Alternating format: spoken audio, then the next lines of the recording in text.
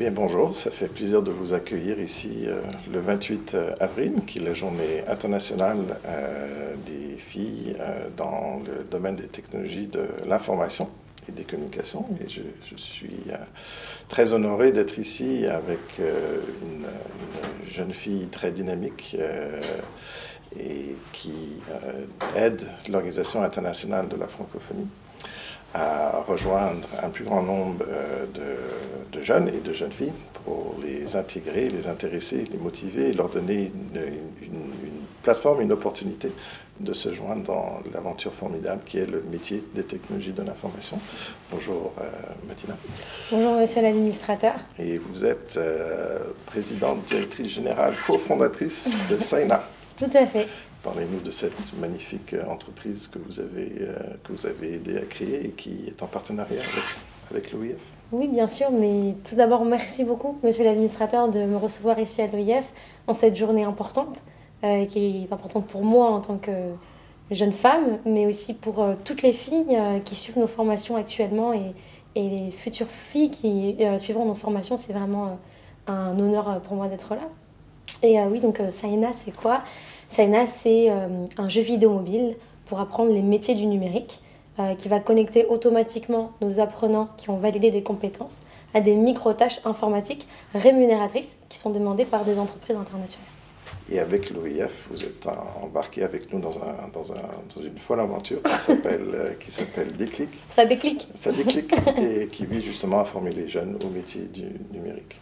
Et je pense que nous, on fait un diagnostic très simple, c'est qu'on ne peut pas espérer résoudre les problèmes d'égalité et d'accès aux opportunités de travail et de réduire les inégalités, d'atteindre l'égalité entre les hommes et les femmes si on laisse la moitié de l'humanité en touche, comme on dit, ou sur le banc. Alors, parlez-nous un peu des défis que les jeunes filles ont vis-à-vis de l'entrée sur le marché du travail ou même juste l'accès à la formation au numérique. Déjà, le programme Déclic, c'est un programme absolument incroyable où on a plus de 55% de femmes dans nos formations, ce qui est exceptionnel dans le secteur du numérique, dans le secteur dans lequel on est en train d'opérer. Et pourquoi c'est si difficile ? C'est parce que les jeunes filles, on ne leur dit pas aller dans le numérique parce que l'informatique, c'est compliqué, c'est pour les garçons. Aussi, il y a le poids de la famille qui demande à travailler rapidement. Donc les jeunes filles se retrouvent à faire travail d'assistant virtuel, d'appels téléphoniques, alors qu'elles pourraient faire des métiers du numérique. Et aujourd'hui, on a prouvé avec SAINA, avec notre modèle et aussi avec le partenariat avec l'Organisation internationale de la francophonie, qu'on est capable de former des centaines de personnes au numérique et de leur donner des opportunités, de leur proposer des opportunités de travail. Et puis on est persuadé que dans le futur, on est capable, avec cet outil puissant qu'on a développé avec SAINA, notre écosystème, qu'on est capable de former des millions de personnes en Afrique pour répondre aux près de 230 millions d'emplois d'ici 2030. On va avoir besoin des compétences numériques. Donc les emplois, ils sont là, ils existent, enfin ils vont exister, ouais. Ils vont être créés. Et donc le défi est maintenant de s'assurer que cette répartition de l'emploi et de l'activité, elle se fasse aussi de manière égale entre les garçons, les filles, les hommes et les femmes. Donc vous avez parlé de défis. Il y a des défis pour l'accès des jeunes filles à cette formation, à ce métier en technologie de l'information.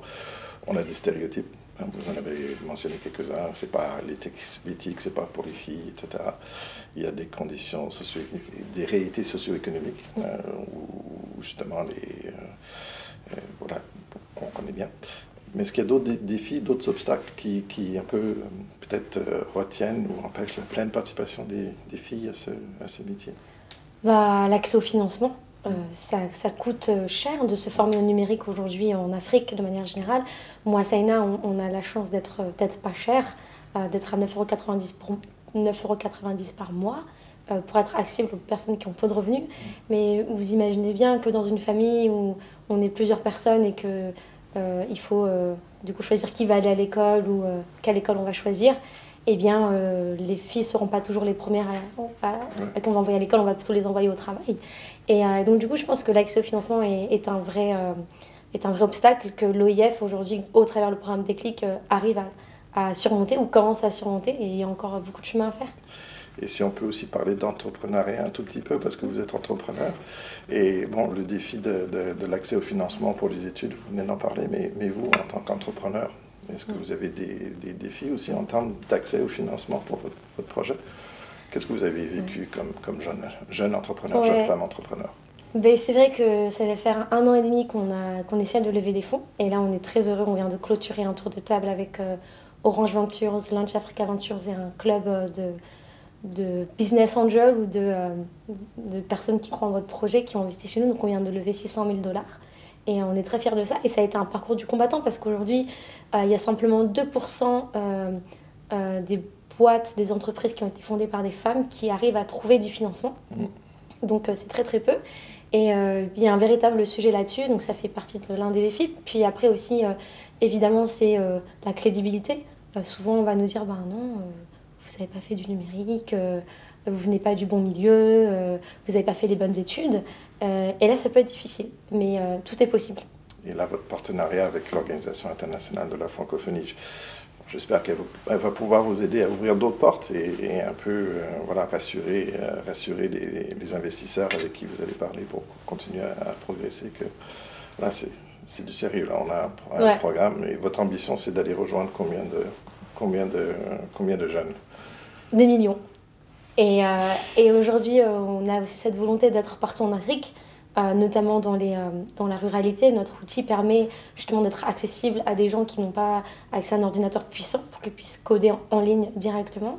Et ça, c'est une étape importante dans Saena et qui va nous permettre d'accéder justement à ces millions de personnes. Et on espère qu'on va le faire avec l'Organisation internationale de la francophonie. Super. Donc, exactement, parce que pour aller s'attaquer aux problèmes d'égalité, il faut aller justement là où les problèmes existent. Bon, ce n'est pas nécessairement les grands centres urbains, évidemment, c'est un défi supplémentaire d'aller résoudre ces problèmes-là dans les zones un peu plus difficiles à Complètement. Et aujourd'hui, nous, on le fait grâce à des espaces partenaires. Donc, on en a 11 qui sont répartis dans des endroits plutôt reculés, dans les provinces. Et on voit l'impact que ça a. Ça permet aux jeunes de voir un endroit, ah tiens, on peut venir se former, apprendre en ligne dans un cybercafé. Et ça entraîne les jeunes à aller dans ces cybercafés-là et de faire autre chose que Facebook et utiliser le numérique comme un outil d'émancipation et de se rendre indépendant. Est-ce que vous direz que votre façon d'aborder la problématique de l'apprentissage, est-ce que votre approche est un peu différente dans le sens qu'elle reconnaît que peut-être que les jeunes filles et les jeunes garçons ont peut-être une façon différente d'apprendre, peut-être ou globalement, est-ce que notre approche vis-à-vis de la pédagogie, l'enseignement doit vraiment être conçu d'une façon différente aujourd'hui? Je pense que la pédagogie est hyper importante. Je pense que c'est l'un des éléments fondateurs pour une école et de la façon dont elle enseigne. Et aujourd'hui, nous, on voit que autant que pour les femmes que pour les hommes, le jeu est quelque chose d'hyper important et qui permet d'apprendre plus facilement. Donc c'est pour cette raison qu'on a développé un jeu vidéo mobile pour apprendre les métiers du numérique.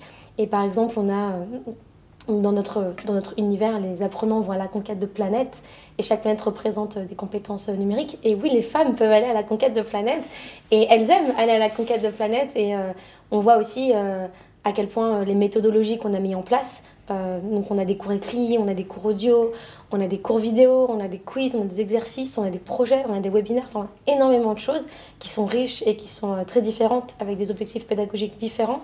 Les femmes apprécient ça, les jeunes filles apprécient ça parce qu'elles voient qu'on s'adapte à leur façon d'apprendre. Il y a des femmes qui vont préférer la lecture, d'autres qui vont préférer les cours audio.